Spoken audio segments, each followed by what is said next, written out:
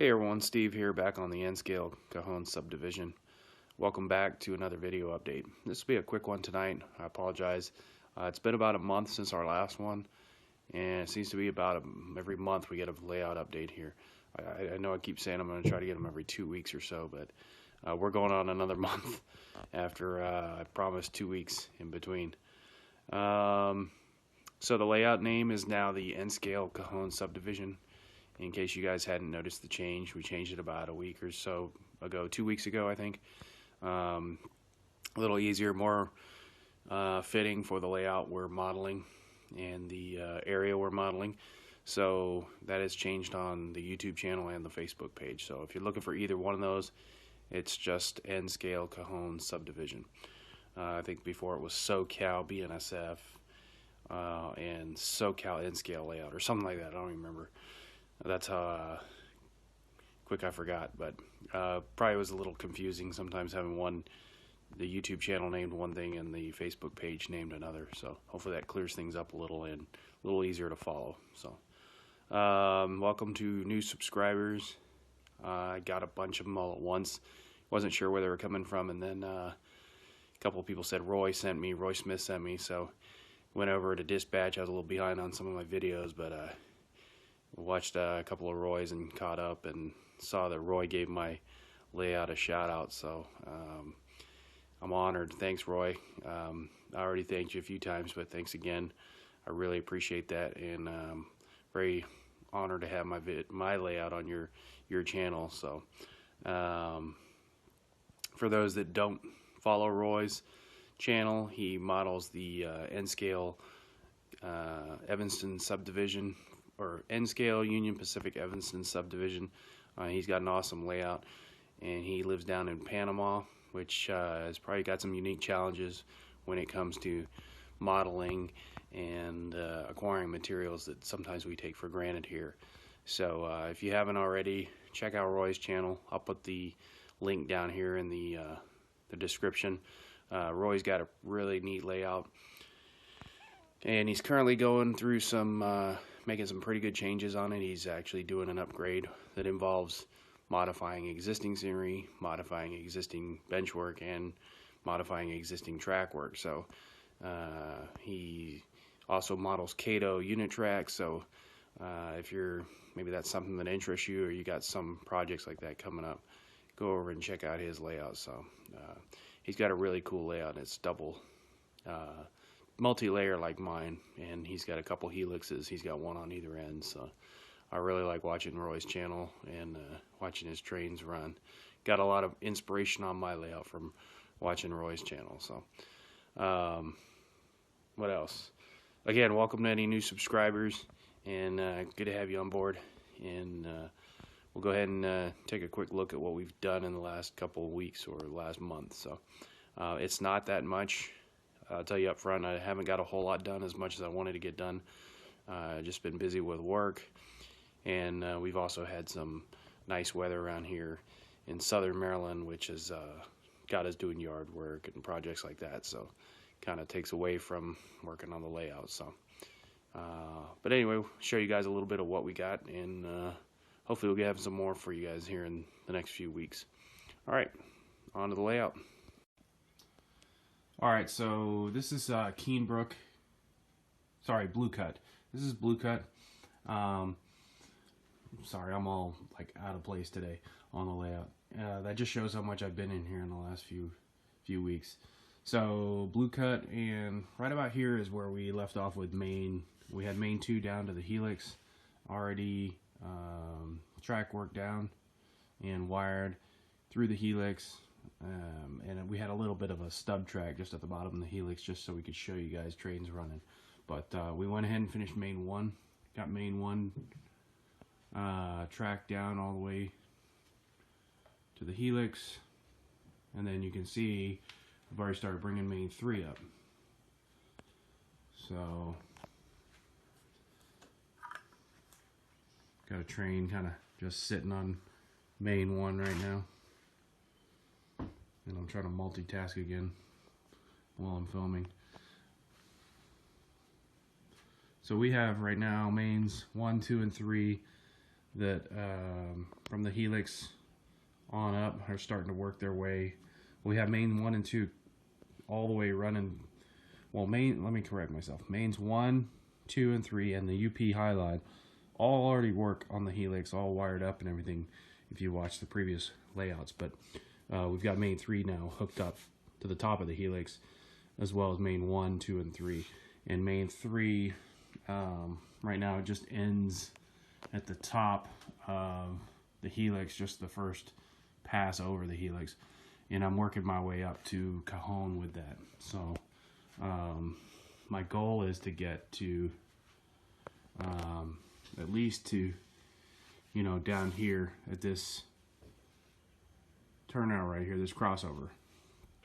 I've got enough flex track, got enough concrete track to get at least up to there, and then I might be able to get a little bit more further up working on main 3 or the UP Highline. But as you can see, I was out of flex track last video, and I was able to score about 30 pieces of the micro engineering flex track with concrete ties. Also got a few more turnouts. I had a few left, but I found a store that had a few in stock, and went ahead and cleaned them out. So kind of cleaned them both out. So I think that might be it until they get some more. Micro Engineering and Atlas both release those products, and I don't know how long that's going to be. I've heard Atlas is in stock here really soon, from what a few vendors have told me. But Micro Engineering, you know, I think they're still working on the dies for the concrete flex track. So let's go ahead and take a look at the lower level where we at the bottom of the helix. All right, down to the lower level, as you can see here, this is where the 3 mains, BNSF 1, 2, and 3 come out of the helix, and they start heading west towards San Bernardino. So we've got the 3 mains in.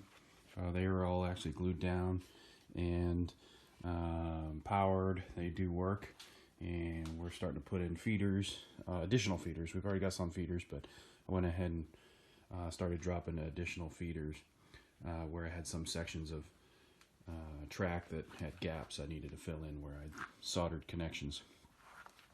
So on mains 2 and 3 are obviously concrete ties.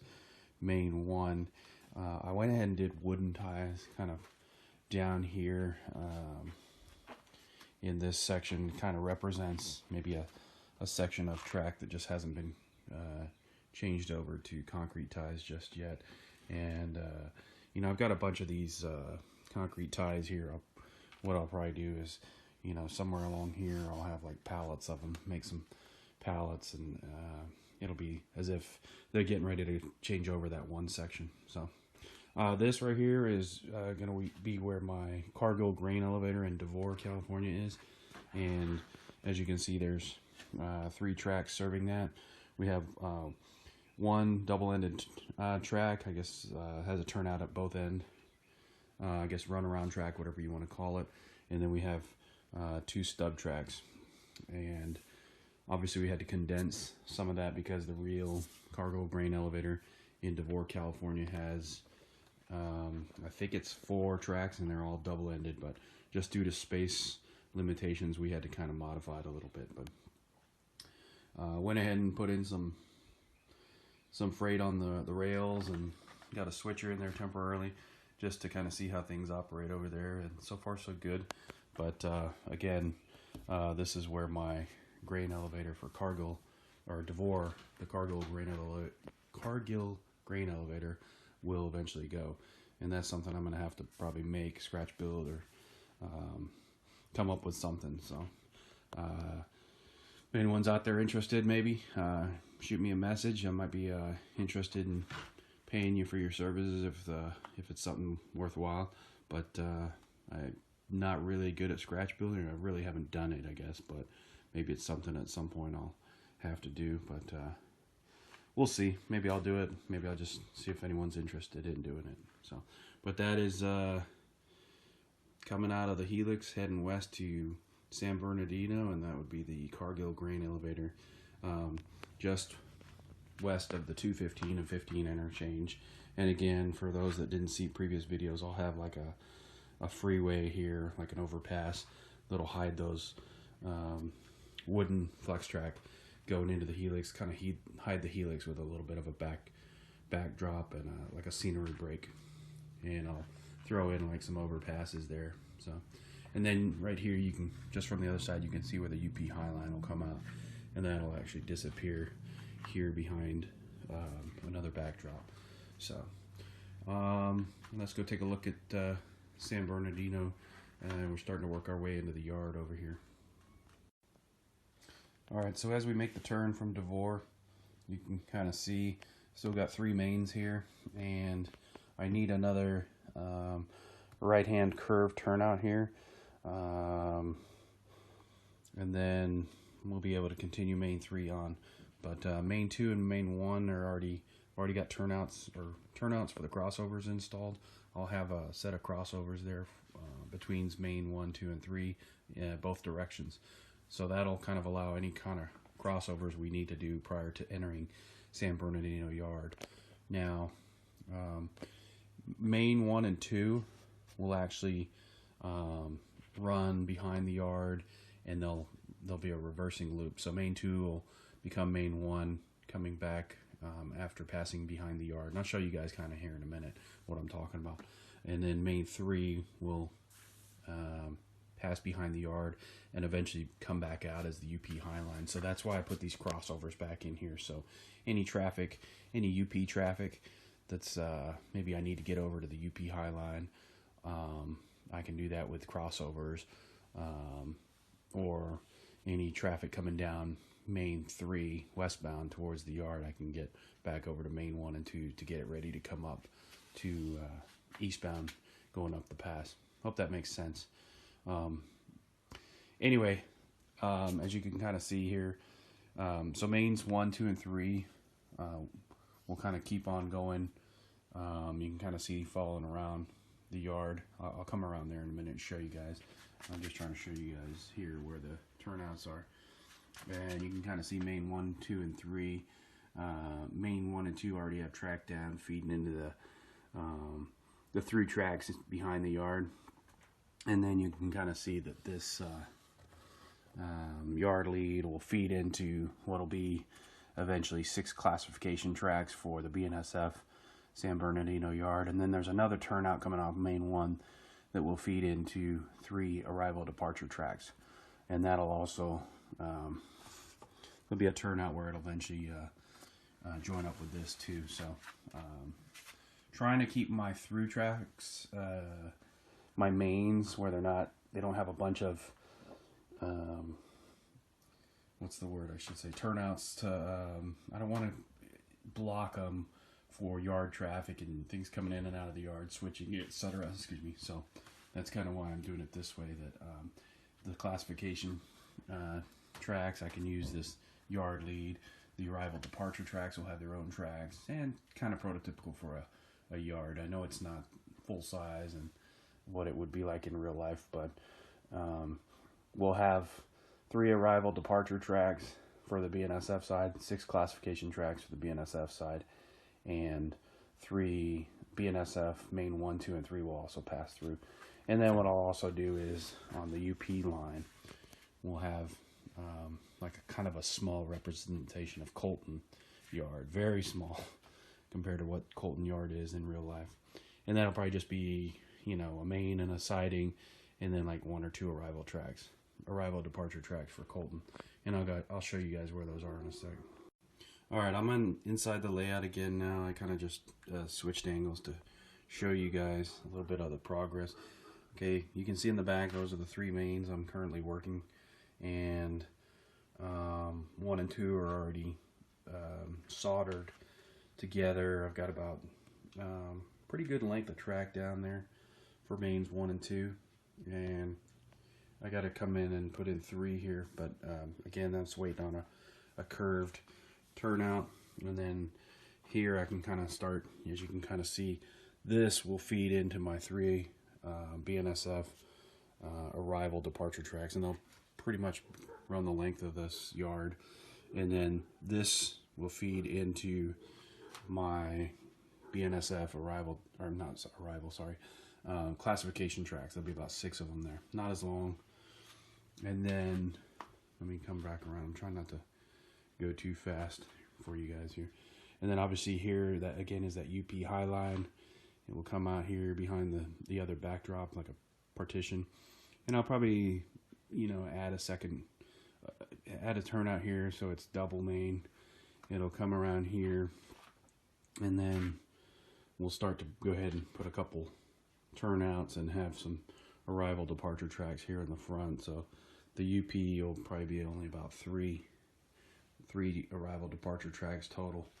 And then as you can see, I've also got a lot of this bench work down for the lower level. I've got to put this piece in here, and I'm kind of making it as I go so I can put an access hatch. So I'll have an access hatch kind of on this, sorry, I'm using my fingers here, this first part, kind of similar to that one, and on the upper level. And what'll happen is that'll probably have nothing on it, maybe a little bit of scenery there in the middle, maybe a couple buildings, like some yard buildings, and then the 3 mains will pass behind it or around it, and they'll continue down the back there, and we'll have like a reversing loop here. So mains 2 eventually will connect back to main 1, main 3 will connect back to the UP high line, and then we'll kind of also feed back into the yard here. So this is kind of my workbench right now. As I start moving my way down, I'm moving everything and kind of consolidating. It's all ending up on one area of the layout. So, but it's allowing me to, it shows progress. So not a whole lot of work done on the upper level again, and I don't have any trains to run just right now because I've got some electrical stuff I'm working with, all the wiring for the lower level. So I've got some, you know, all my power packs and stuff right now are just disconnected, just temporarily, but hopefully on the next video I'll go ahead and get that up for you. And then also, I should have shown you guys earlier, lower level, it's already got all the bus wires, original feeders. I know it's not the greatest video, I apologize in advance. And then even on the lower level here, we've already started putting in the other, we're down to the yard where we've got the AR1 for main 2 ready to go. We just need to finish wiring the feed into it, and then start its own bus, and then the auto reverser for main 3 will be on the right of that. So and then I'll go ahead and start dropping feeders here on these main 2 and main 1 tracks. So and for those that don't know, you got to have an auto reverser because main 2 will turn into main 1, and main 3 will turn into the UP high line.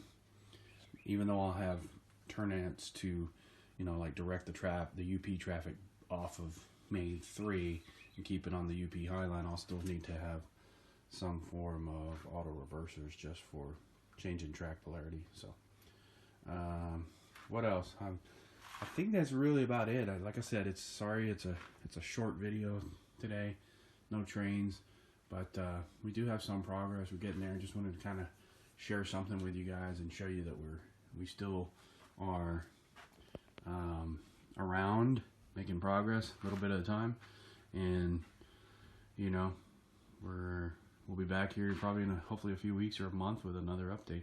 But yeah, this is and we just, I think, hit our 6-month anniversary roughly of when we broke ground on the layout. So about 6 months ago, I think mid-September we started, and I think we're just past that in mid-March. So 6 months and going strong, and hopefully the next 6 months will be just as productive. But spring, summer now here, it might slow down a little bit, but anyway, thanks for following along. Thanks to all the new subscribers. Thanks again, Roy, for the shout out, and Vinny and all the guys that have given me shout outs in the past. Appreciate that, and hope to see you guys, more videos from you guys, and hope to get some other videos out for y'all here soon. All right. Hey, thanks, and take care, everybody, and thanks for following. Thanks for watching. Take care.